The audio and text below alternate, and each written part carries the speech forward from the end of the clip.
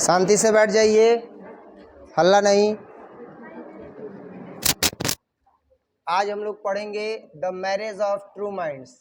11th class का topic है ना, the marriage of true minds. और इसका पूरा क्वेश्चन आंसर चैप्टर तो पढ़ा दिए हैं, चैप्टर पढ़ा दिए ना, इसका पूरा क्वेश्चन आंसर देखेंगे आज के क्लास में और समरी देखेंगे। शुरुआत करेंगे समरी से, थोड़ा शांति से बैठे रहेंगे। सबसे पहले हम लोग समरी देखेंगे, है ना। वीडियो देखते हो कि नहीं देखते हो? देखते हो, हाँ, तो रिवीजन हो जाएगा, वीडियो वगैरह देखना, है ना। एक बार जैसे यहाँ पर पढ़ा दिए तो पढ़ाने के बाद मान लो कि अब बहुत सारे ऐसे बच्चे हैं जो क्लास में एक बार क्लास कर लिए तो उसके बाद तो वो क्लास मिलेगा नहीं। अगर आपको कोई संदेह हो, किसी भी प्रकार का कोई भी डाउट हो तो आप वीडियो में जाइए, वहाँ आपको दिख जाएगा। समझ में आया? फिर से यही क्लास जो ऑफलाइन चल रहा है वही ऑनलाइन भी। बाकी जो ऑनलाइन देखते हैं, जो ऑनलाइन पढ़ते हैं, कुछ बच्चे होते हैं जो सर्च करते हैं और ऑनलाइन ही पढ़ते हैं घर पर रह करके, तो उनके लिए भी मदद हो जाता है ना। देखते हैं आज का जो क्लास है, उस क्लास में हम लोग देखेंगे सबसे पहले the marriage of true minds का question answer. The marriage of true mind के क्वेश्चन आंसर में सबसे पहला जो टॉपिक है आज का वो है समरी। समरी मतलब होता है सारांश। समरी मतलब क्या होता है? सारांश। आजकल हम देखते हैं कि बच्चे का इंग्लिश कमज़ोर है। सीबीएसई बोर्ड के जो बच्चे होते हैं उनका इंग्लिश कुछ बेटर है, कुछ अच्छा है, तो उनके लिए समरी अच्छा है जो अभी हम बता रहे हैं। बाकी बिहार बोर्ड वाले बच्चे थोड़ा सा परेशान हो जाते हैं कि समरी बड़ा बड़ा है ना, क्योंकि समरी अब छोटा छोटा जो है वो उन लोगों को चाहिए ताकि वो याद कर पाएँ। समरी का मतलब क्या होता है? सारांश होता है। और सारांश क्या होता है? पूरे कविता का सार होता है। या अगर कोई प्रोज सेक्शन का है कोई चैप्टर तो उसका सारांश होना चाहिए। सारांश क्या होता है? सारांश का मतलब होता है कि सारे भाव उस पाठ के उसके उस सारांश में हो, समरी में हो, और मुख्य मुख्य बिंदुओं को भी उसमें सम्मिलित किया गया हो। अब यहाँ हम देखेंगे कि इसी प्रकार से इस समरी को यहाँ पर बताया गया है। थोड़ा सा बड़ा होगा, परेशान होने की ज़रूरत नहीं है, प्रैक्टिस करना है। और वैसे भी बोला ही गया है कि practice makes the man perfect.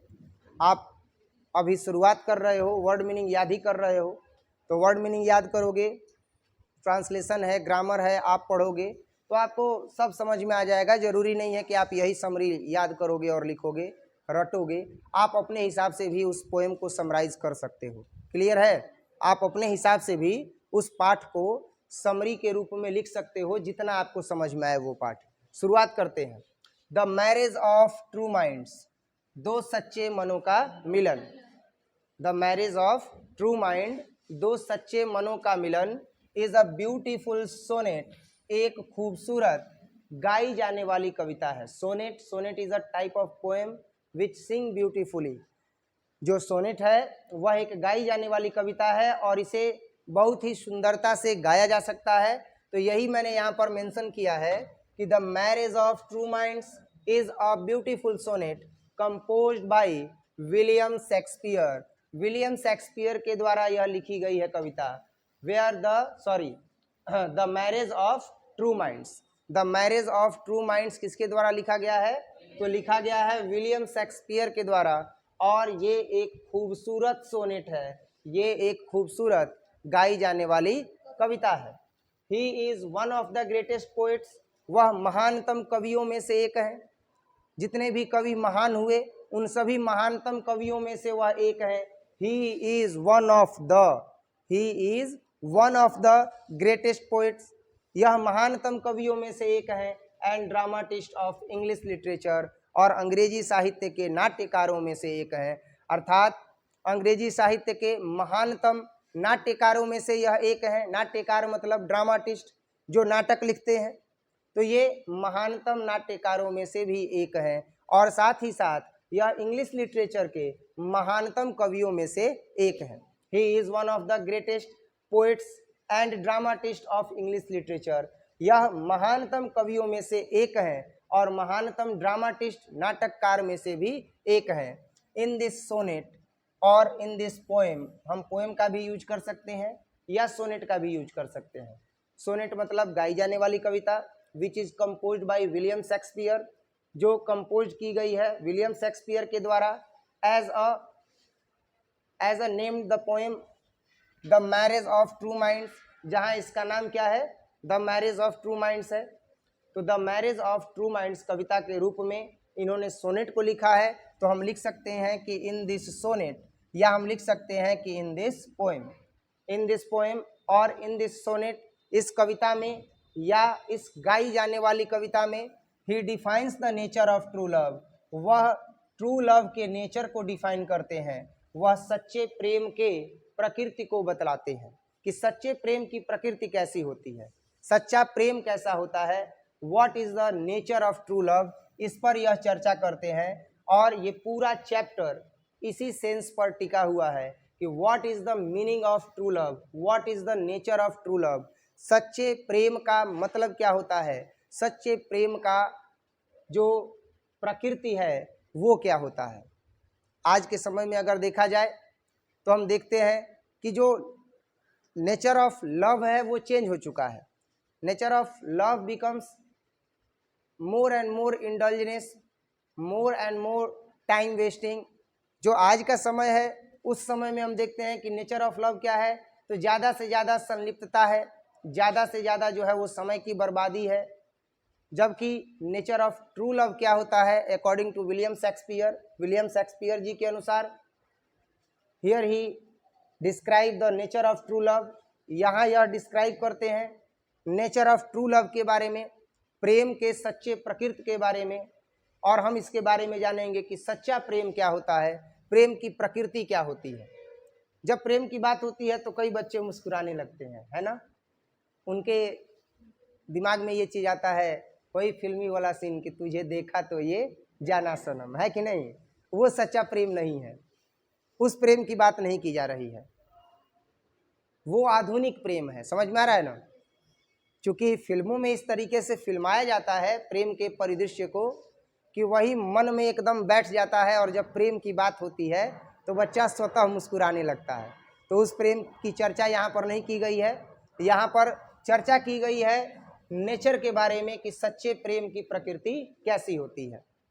The poet focuses on true love, जो पोएट है वह फोकस डालते हैं, प्रकाश डालते हैं सच्चे प्रेम पर, एंड सेज दैट, और कहते हैं कि love is the union of true minds और ट्रू साउल, जो प्रेम है वह दो मनों का संगठन है, दो मनों का मिलन है, और ट्रू साउल्स या दो आत्माओं का मिलन है।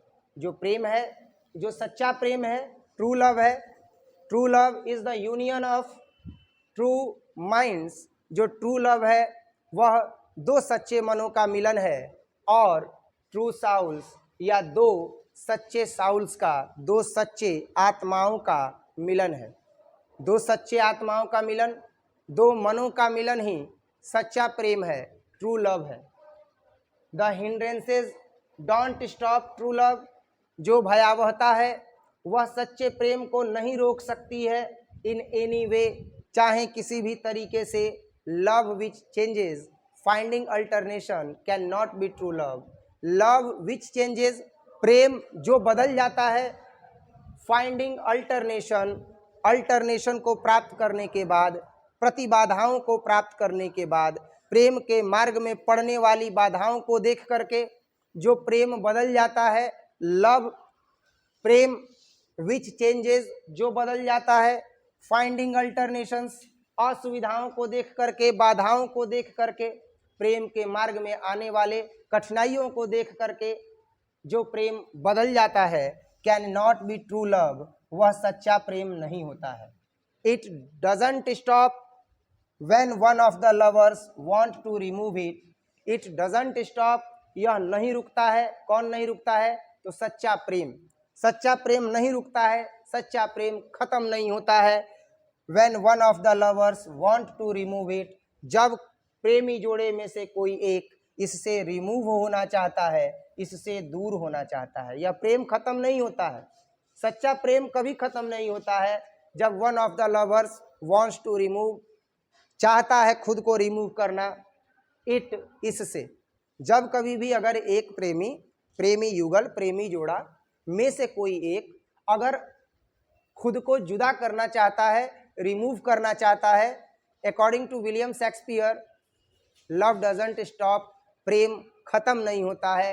प्रेम समाप्त नहीं होता है बल्कि प्रेम बढ़ता जाता है। इनका कहना यह है कि अगर प्रेमी जोड़े में से कोई एक जोड़ा खुद को उस प्रेम से दूर करना चाहता है तो इस अवस्था में, इस स्थिति में वह प्रेम कभी समाप्त नहीं होता है बल्कि वह प्रेम बढ़ता ही जाता है।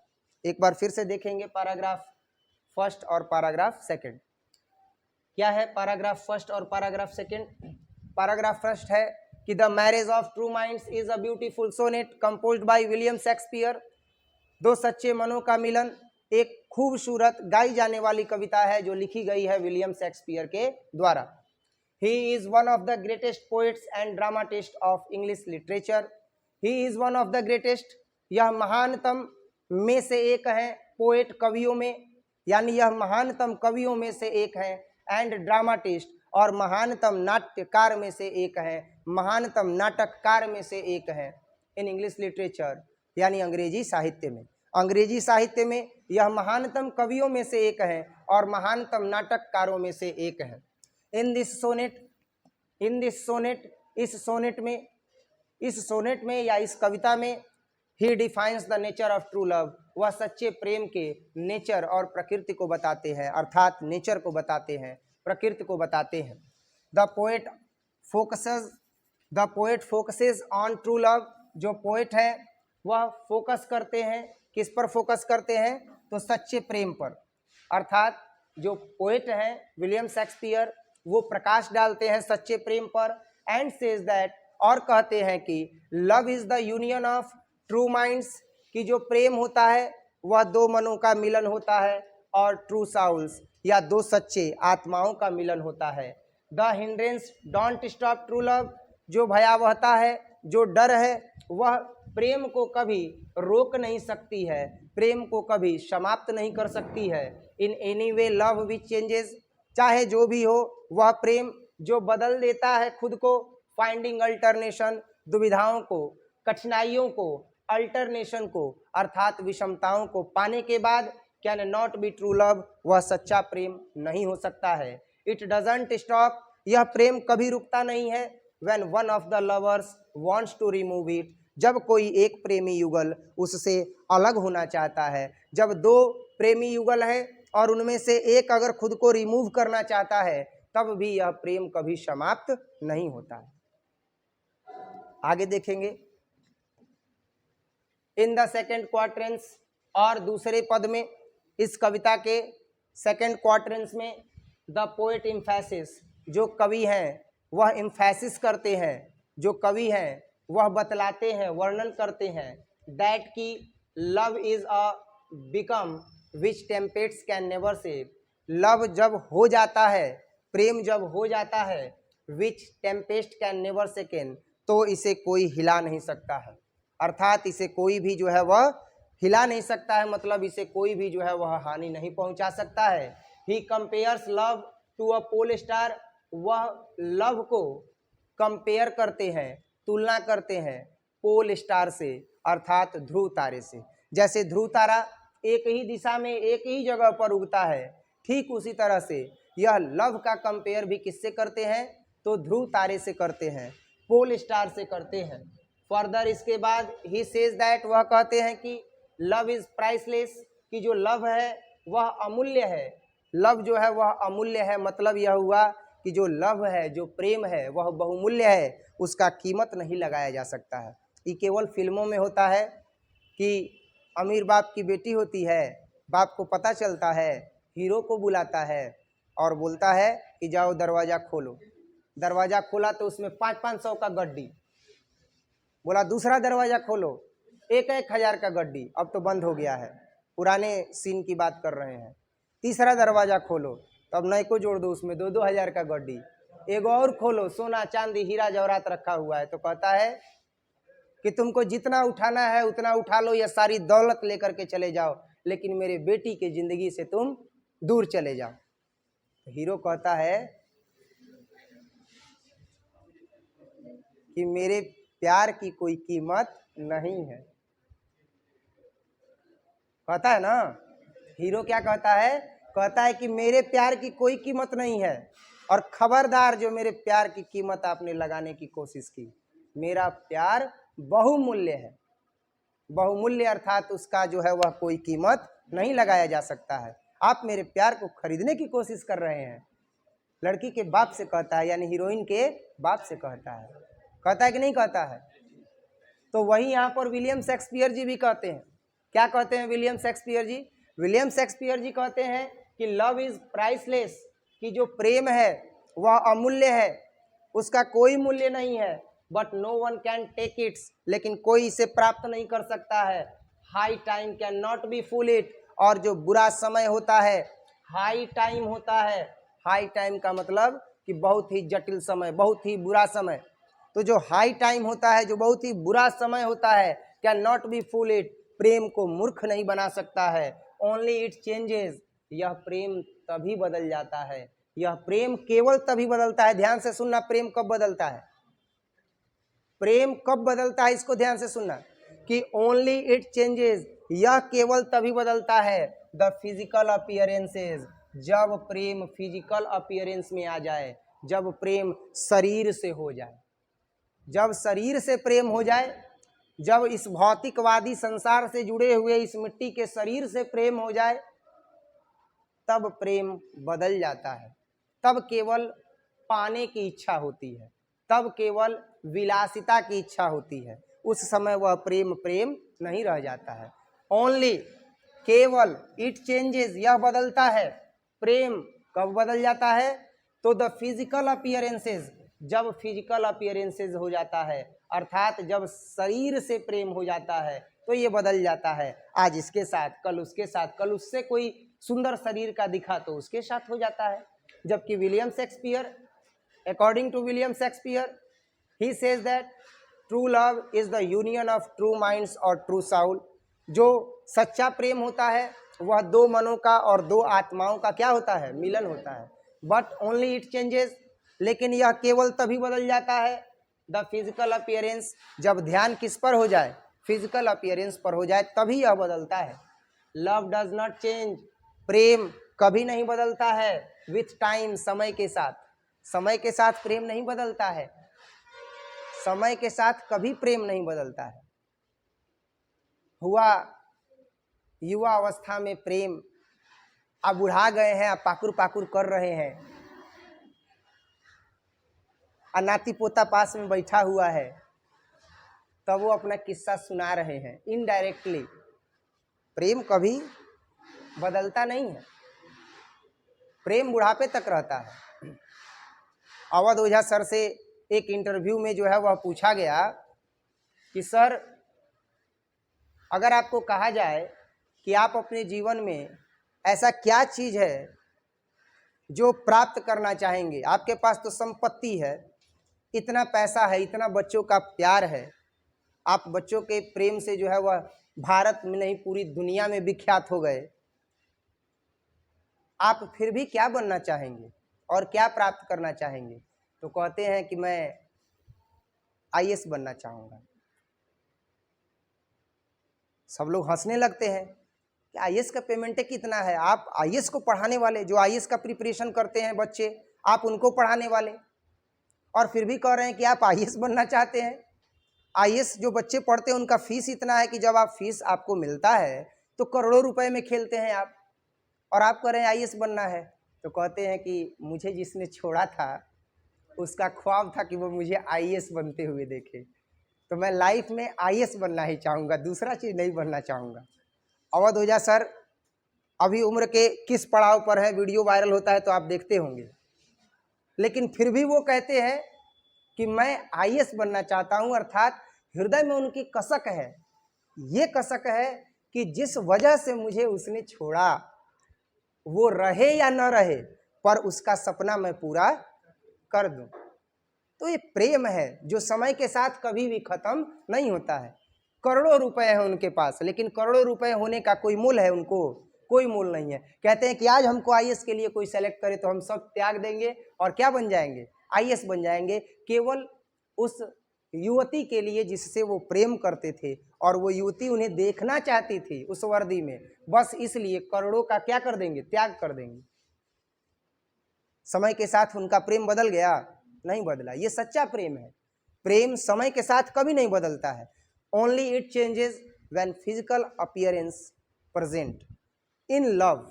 जब कभी भी प्रेम में अगर फिजिकल अपीयरेंस आ जाता है तो फिजिकल अपीयरेंस के आ जाने के बाद शारीरिक आकर्षित जब व्यक्ति होने लगता है, शरीर से आकर्षित होने लगता है, तो प्रेम क्या हो जाता है? खत्म हो जाता है। क्लियर है? प्रेम क्या हो जाता है? खत्म हो जाता है। ऐसी स्थिति में हम देखते हैं कि लव जो है वो चेंज हो जाता है, लेकिन love does not change with time. जो लव है, जो प्रेम है, वह खत्म नहीं होता है समय के साथ, but it goes to the day of death. लेकिन यह जाता है मृत्यु के दिन तक। अर्थात जो सच्चा प्रेम होता है वह मृत्यु के समय तक याद रहता है, मृत्यु के दिन तक याद रहता है। एट लास्ट, अंतिम में, द पोएट चैलेंजेस। जो कवि हैं वह चैलेंज करते हैं। चैलेंज करने का मतलब वह दावा करते हैं दैट की no one can prove the definition of love wrong, कि उन्होंने जो प्रेम की परिभाषा दी है उसे कोई भी गलत साबित नहीं कर सकता है। विलियम शेक्सपियर कहते हैं कि no one can prove the definition of love wrong. प्रेम की इस परिभाषा को कोई गलत साबित नहीं कर सकता है। If one does he will it one does he will never write. अगर, एक मिनट ध्यान देना, इफ है ये, इट नहीं है। इफ वन डज, अगर कोई साबित कर देता है, he will never write the poems, तो वह कभी भी कविताओं को नहीं लिखेंगे। थिंकिंग दैट, यह सोचते हुए कि a man has never loved, कि एक आदमी ने कभी भी प्रेम नहीं किया है। अगर किसी ने उनके इस दावे को गलत साबित कर दिया, इनका दावा है कि प्रेम दो मनों का मिलन है और दो आत्माओं का क्या है? मिलन है। और अगर प्रेम बदलता है तो केवल फिजिकल अपीयरेंस से बदलता है।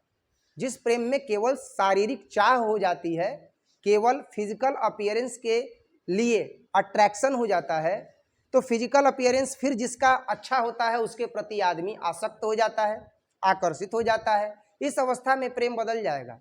लेकिन जब प्रेम मन से हो, दो सच्चे मनों का मिलन हो जाए, जब प्रेम आत्माओं का हो, दो आत्माएं जब एक हो जाएं, तब प्रेम को कोई नहीं बदल सकता है। और अगर कोई इस बात को गलत साबित करता है तो विलियम शेक्सपियर जी कहते हैं कि आई विल नेवर राइट, मैं फिर कभी नहीं लिखूंगा द पोएम्स, कविताओं को।